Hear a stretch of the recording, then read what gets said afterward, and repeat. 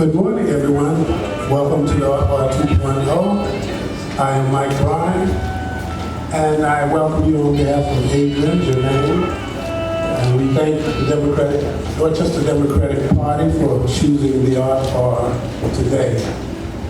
Our delegate will be in soon, so we're going to get started. Thank you, and enjoy this day.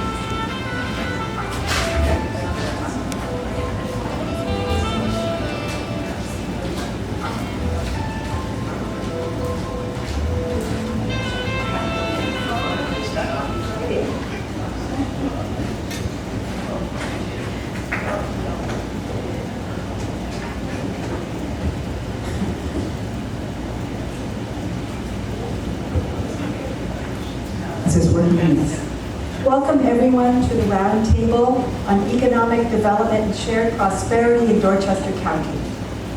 I'm Sarah Gavian, the chair of the Dorchester County Democratic Central Committee and your moderator for today's event. Let me start by thanking the Art Bar, Mike Bryan and Jermaine Anderson for welcoming us to the event. This is a lovely cool space. Anyone in the room from Cambridge knows Jermaine and Adrian not only as the owners of the Art Bar, but also they're known and he's known for his deep engagement in the business, civic, cultural, and artistic life of Cambridge. At present, Jermaine, who's floating around, serves as the executive director for Alpha Genesis Community Development Corporation, which is adding an event space pavilion outside, right out here, to allow visitors to better enjoy the Take My Hand mural. Alpha Genesis has also received funding to renovate the massive Woolworth building, which goes on for miles on this side, to create a mixed-use economic development project called North Star Village, right here in the heart of Cambridge. I'm hoping that Jermaine can share additional information on these endeavors in the latter half of our presentation. I'd also like to thank the members and volunteers of the Dorchester Democratic Central Committee who have worked so hard to bring you this event. Could you all stand up so we know who you are? If you're a DCC member or a volunteer for this effort, my friend is here. Thank you.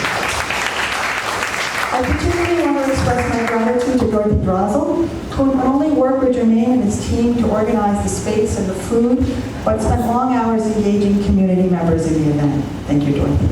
I offer my gratitude as well to our panelists, who we'll introduce in a minute, for agreeing to take the time from their busy schedules to develop presentations around today's theme, and to our collaborators from Somerset and Wacomico County Democratic Central Committees and the Lower Shore Progressive Caucus.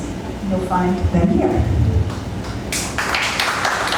They motivated us to situate our Dorchester Roundtable in a larger day of events across the Lower Shore, focused on economic opportunities, poverty reduction, and civic engagement.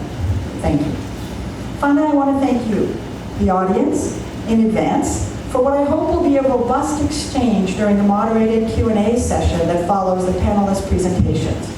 Most of you represent businesses and civic organizations in Dorchester and have a lot to contribute to that discussion.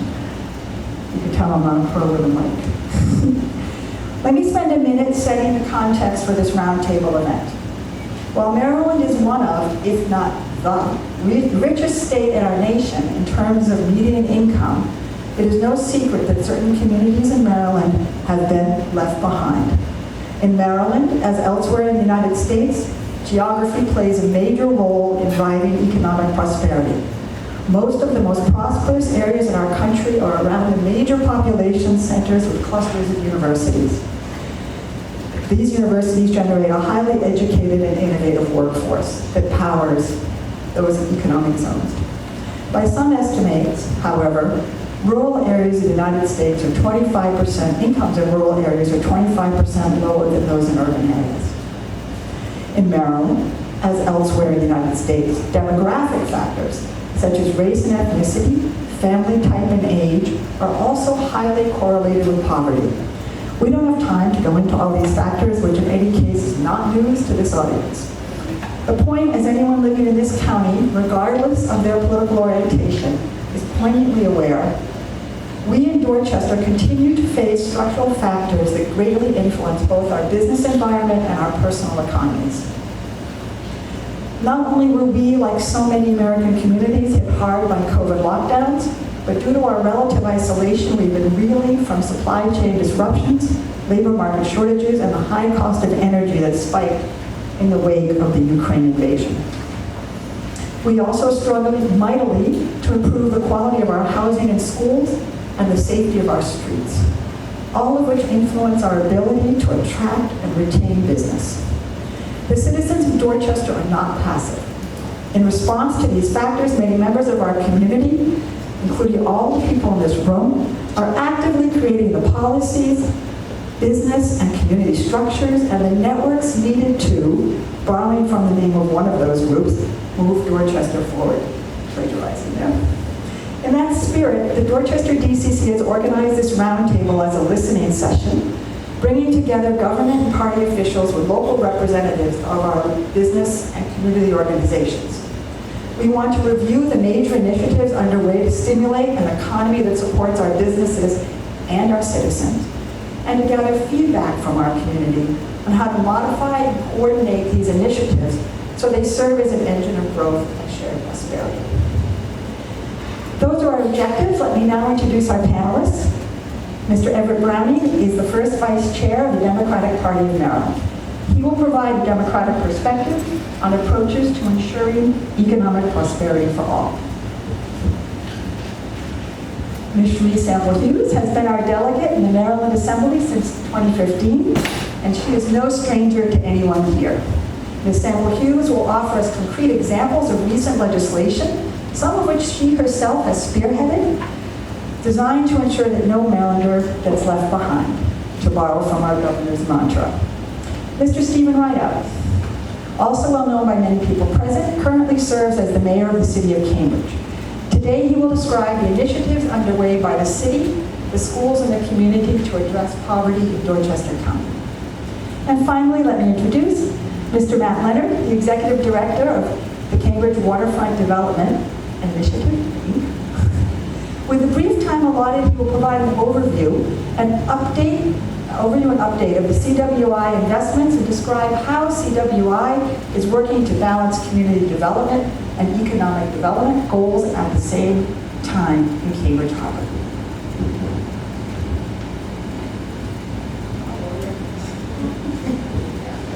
Turning now to the format. Each of you should have an agenda. If you don't, raise your hand and we'll get you one. The panelists as a whole will speak for about 45 minutes, and I ask them to please keep their remarks to the prescribed time so we have time for discussion.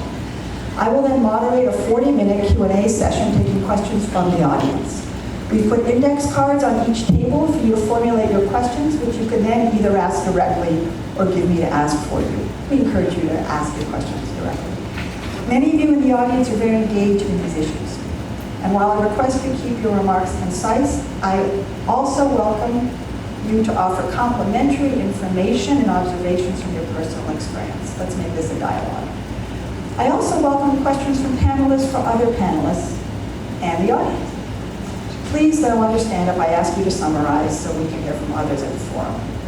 At the end, and with your help, I will offer a brief summary of this group's major points and potential actions.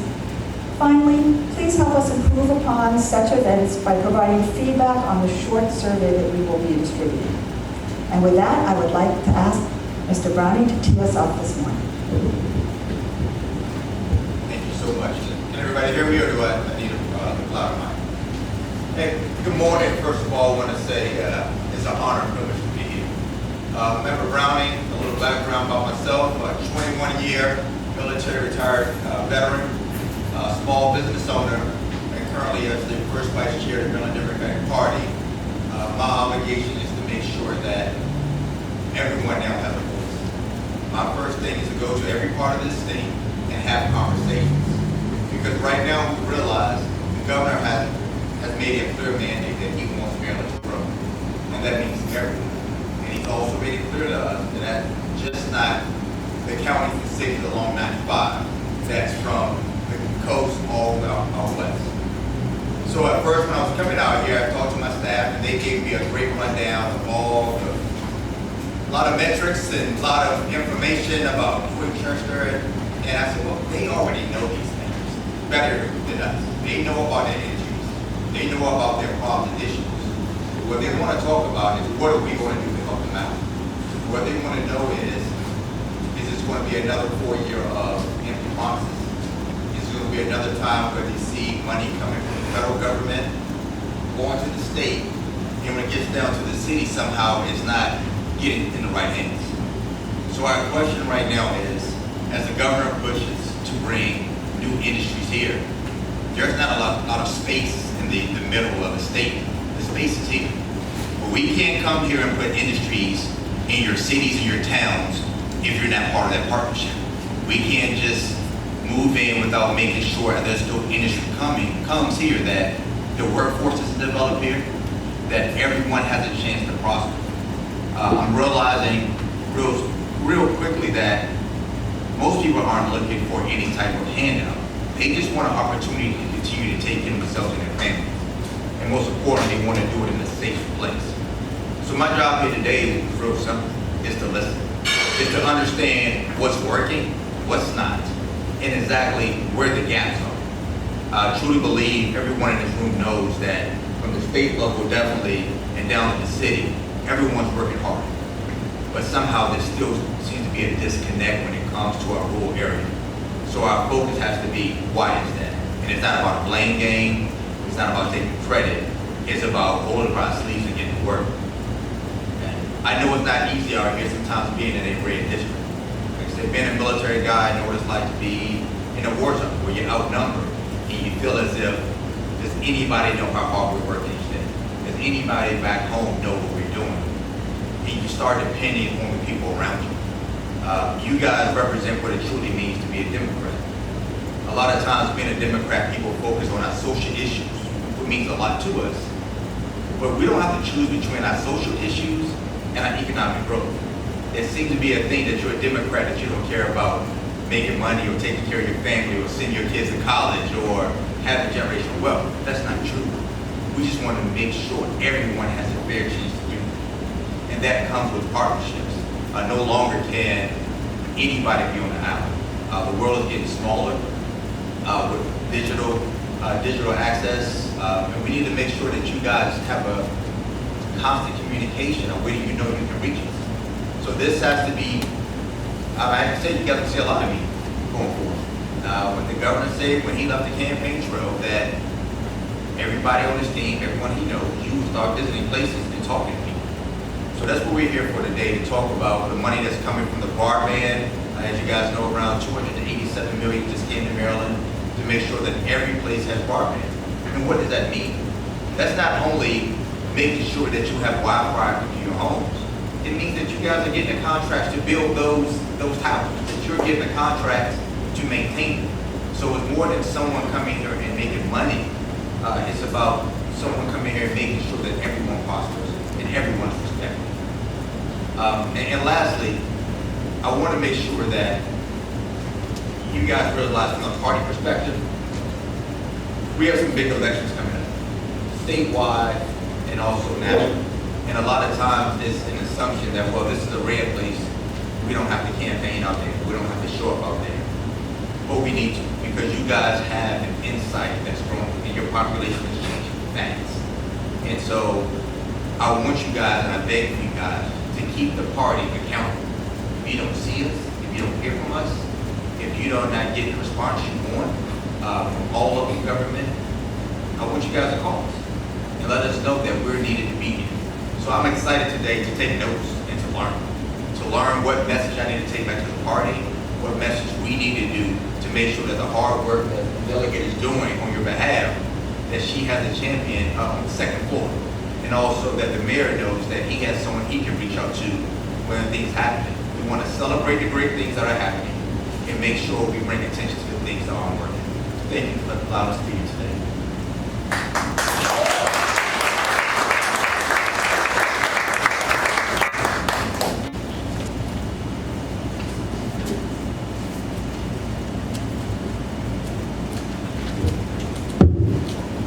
Good Good morning, everyone. It's a pleasure to be with you on this morning. It's ironic that we're talking about economics. So the delegate this morning needed to go to work. I work at a funeral home, and so, you have to show up.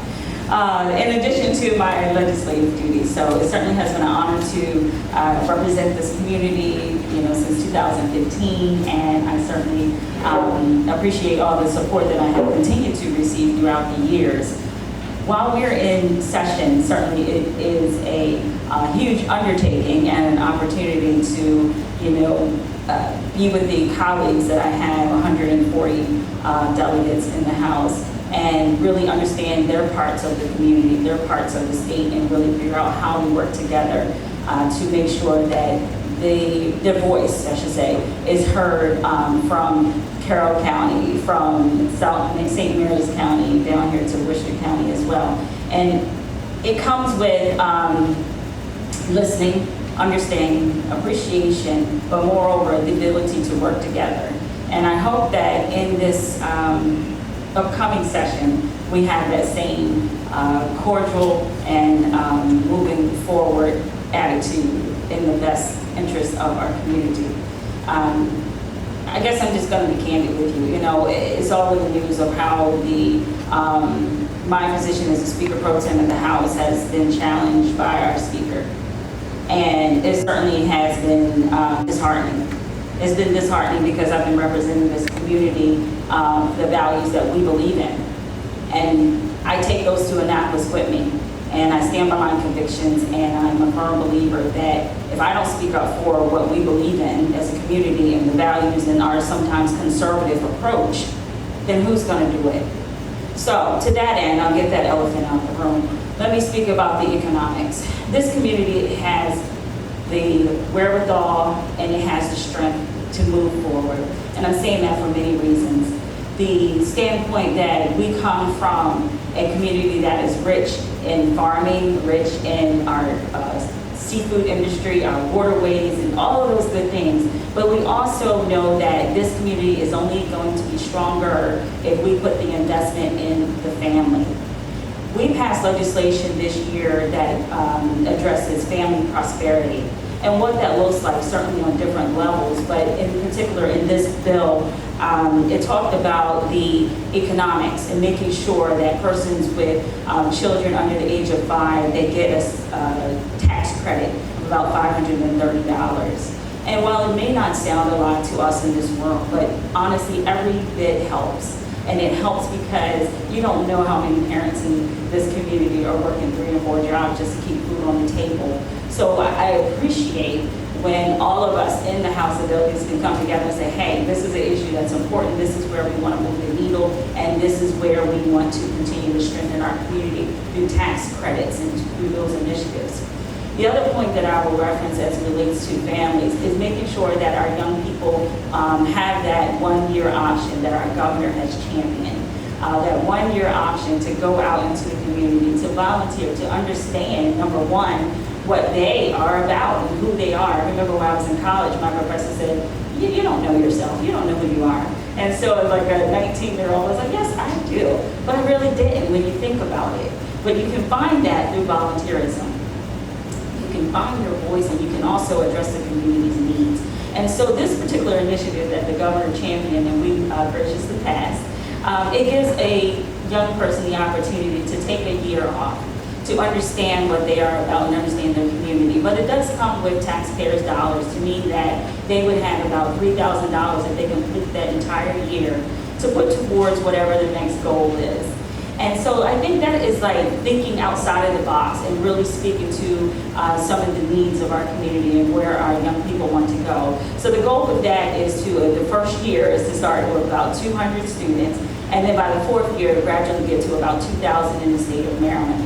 And so that's one more life that has been touched by doing something in the community, for the community, but at the same time, really getting their feet wet in this economic journey, as we all adults know, and take so everyday responsibility on. In addition to the family aspect, we must reference the fact that we are doing a lot around broadband and it was referenced, and it is in a much better place than it was 10 and 15 years ago.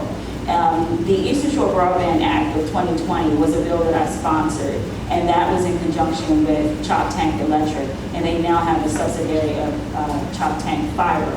And what that bill entailed was to make sure that every place on the Eastern Shore would have broadband access, and our goal statewide is 20 by 2025. And we're going to get there. We are getting there, I should say, and it is refreshing to know that what we will have is persons moving here to the Eastern Shore to be able to still continue to work. Case in point, my sister and my nephew, they're sitting at home right now. One works for the federal government, the other one works for Fannie Mae. And so they're not putting any miles on their car, but the point is that we're coming a long way. We have come a long way. And then another young lady, she works as a mental health professional for the military. And she's right in her home in Glen Burnie, Maryland. And so things are changing, and opportunities are arising for us in our communities and throughout the state of Maryland. So I would say be mindful that we are in a different place than we were 4 years ago, 3 years ago, and this is where the changes and the prosperities will come. Oftentimes we talk about infrastructure. In the legislature, we have an opportunity to sponsor legislative bond bills, and that is for our community specifically, to make sure that our nonprofits are thriving. This organization is thriving. Just next door, one of the bills that I was able to sponsor this year was to make sure that the Harriet Tubman building is going to get $200,000 to address their infrastructure needs. That helps to bring people to our community so that, yes, they can visit and put the money back into this very community. When they see buildings with different faces and bringing about that prosperity. And pieces of legislation that we sponsor, there were 810 bills, and certainly I know you don't want to hear any of them, or all of them, I should say. But the point is that those things are extremely important, and we know that our community is changing. But I would say to this community, stand tall, stand hard by what you believe in, and stand by your convictions. In about 2 days, we'll have recreational marijuana legalized in the state of Maryland. That was by voters' decision, but that looks different for the communities. That means more industries are opening up in the area. That means that laws are changing, obviously, as it relates to our police and law enforcement. But at the end of the day, we will see changes in the way that communities are be able to provide jobs, opening livable wages. And so that's another area that, in my opinion, warrants additional conversation. But the minimum wage bill, that is obviously taking effect January of 2024, and that gets you right at $15 an hour wage, and that changes and open doors for our community as well. So there's a whole lot to talk about, but there's certainly movement, and there's sometimes ways where we have stepped back a notch. But just keep moving forward and knowing that the legislature needs your voice. Because if we don't have your voice, if we don't have you come to testify on bills in Annapolis, then it doesn't allow us to make this Maryland, to make this community stronger as we know it should and can be. And then lastly, our farming community. We take a lot of hits in Annapolis from our farming and our seafood industry. And we know that that's really an important industry here in the state of Maryland. We know poultry is important. And if we don't continue to make that known, then it is going to be an uphill battle for us to be able to continue those industries and provide the strength that they need to keep food on our table and to keep jobs. I have about 4,000 citizens in my district that work for the poultry industry, if not more. That might be just an average. But my point is that we're strong and we're mighty, but we have to continue to have our voice at the table, whatever that looks like. Thank you.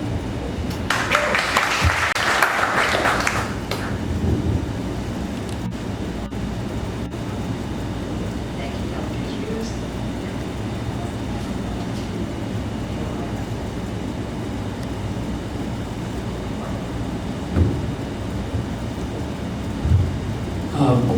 Thank you both, because you have now cut my speech about half. But Mr. Browning, I definitely want to talk to you, because funding streams funding streams are an important issue to Cambridge and for us to be able to provide the kinds of services that we need here in the community. My topic was poverty in Cambridge and Dorchester County, and as Mr. Browning indicated, we all know what the situation is here in many ways.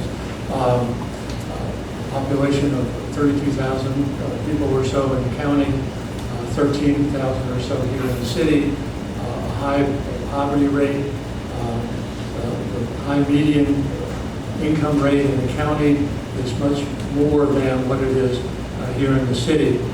In doing my research for this talk, I noticed I have a little map, a diagram, and everything around Cambridge shows much higher incomes, and within the city, much lower incomes. The county home ownership rate is over 67%. Here, our rental rate is over 61%. We don't have enough home ownership in this community, and we need to find ways to address that.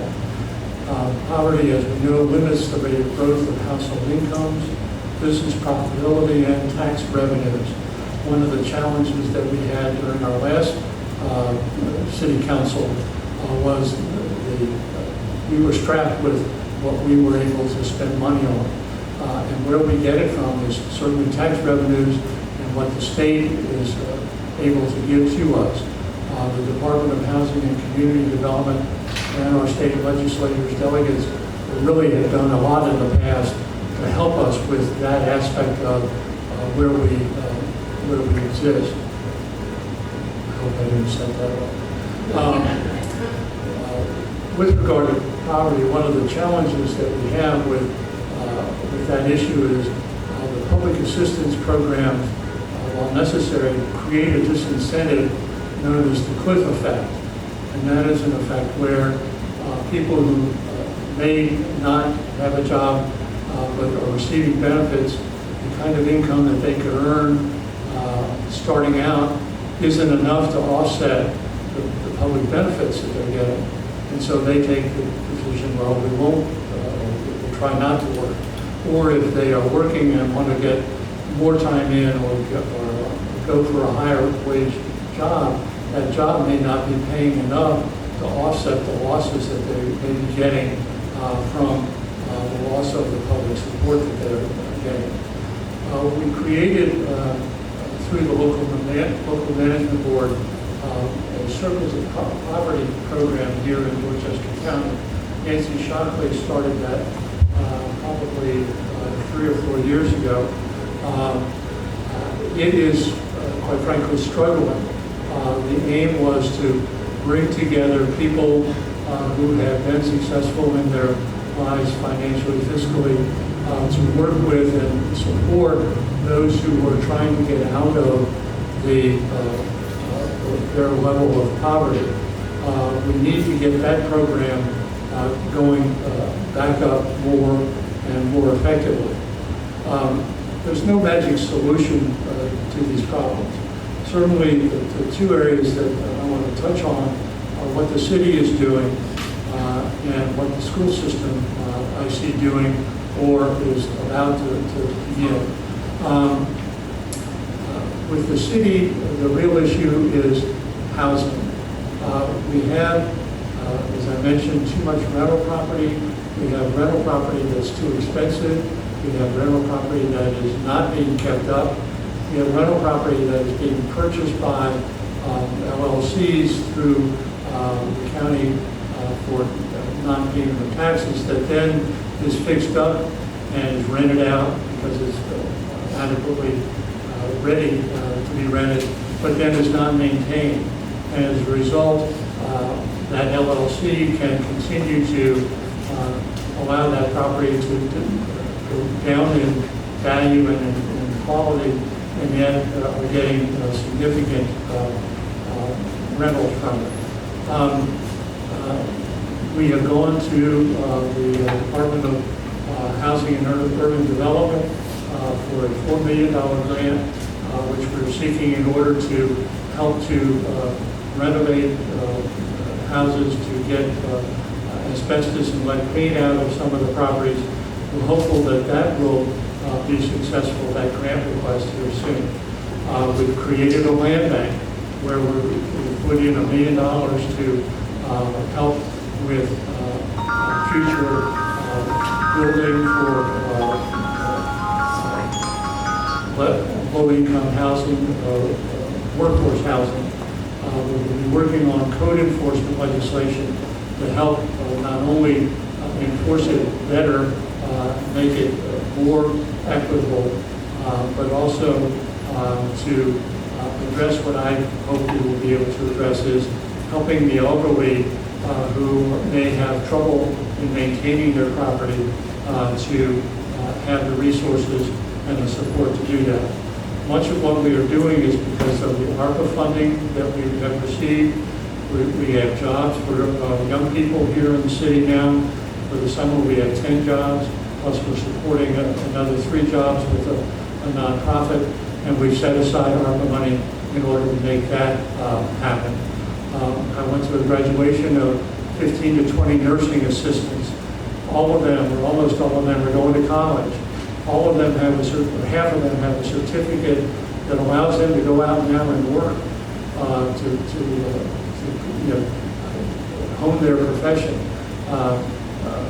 I was blown away by the eagerness and the anticipation of these young women, mostly, and one young man for that job. Cambridge, South Dorchester. Mr. Stover talked about the number of the percentage of graduates in that class, this class this year. It's the highest that it has been since he took over 4 years ago. Interestingly, the valedictorian of that class gave a speech. She is going to be graduating from community college in the fall.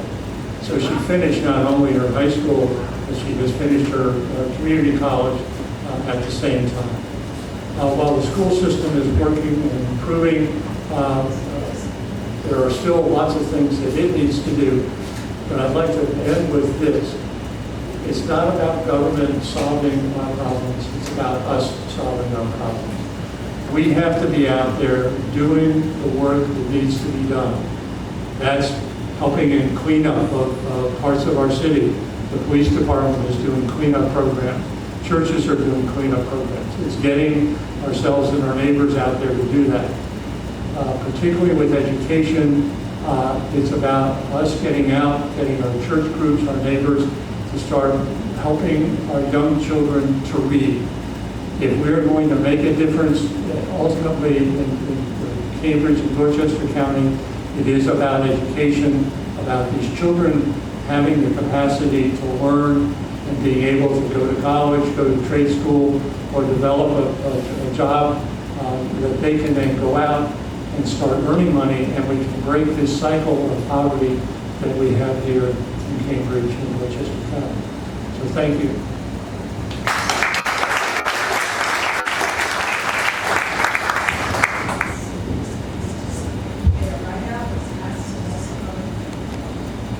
Thank you. Thank you all for being here. Really appreciate your time and your interest in this subject. Thank you all up here on the panel for all the work you do at a much higher and broader level than we are doing at CWDI. We kind of take the initiatives that you put in place and we focus them and concentrate them on a real property development project that will have the results we hope that you want them to have, that we think the community wants to have. So I am Matt Leonard, Executive Director of Cambridge Waterfront Development, and we are developing Cambridge Harbor, a name that was provided to the site on the Choptank River by the community last year.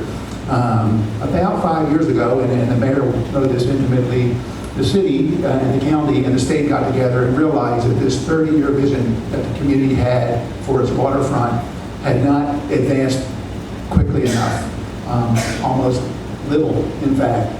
That is not to criticize anybody who was working on it before, but what those 3 levels of government said is we need to establish an entity that can work with the best private business principles and practices available for property development and apply it to a public approach to that property development to make sure the public benefits first. So they established Cambridge Waterfront Development Incorporated.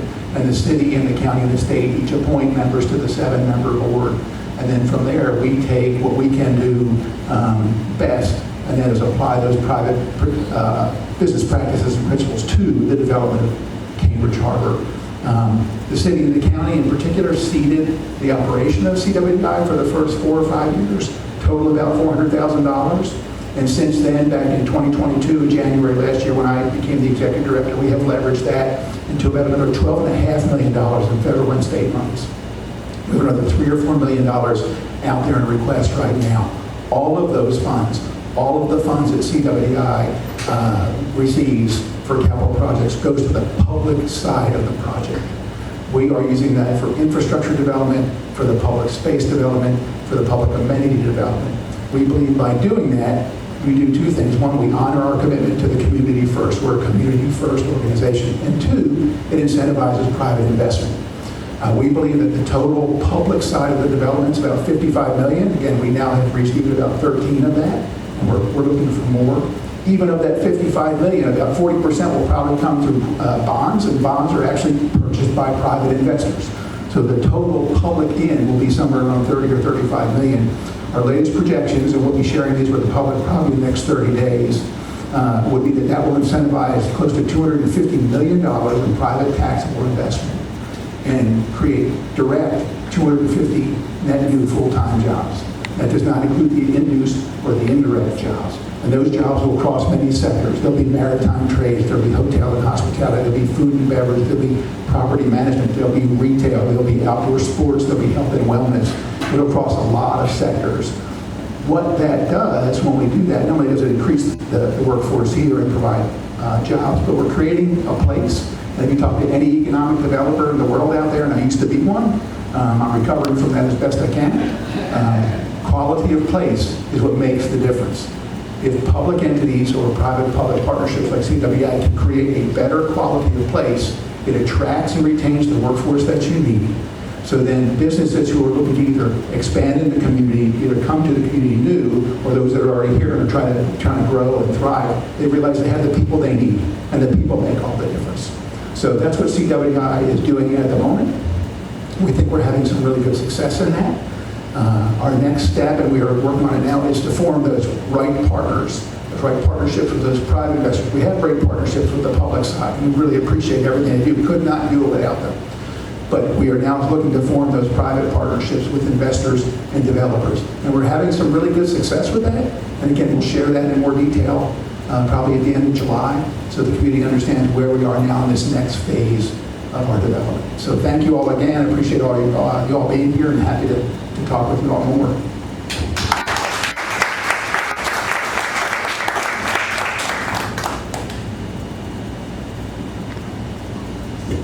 I'd like to thank all 4 panelists, and now turn to our audience and open it up for any questions that you may have of any of them, or any larger questions you may have of all of them.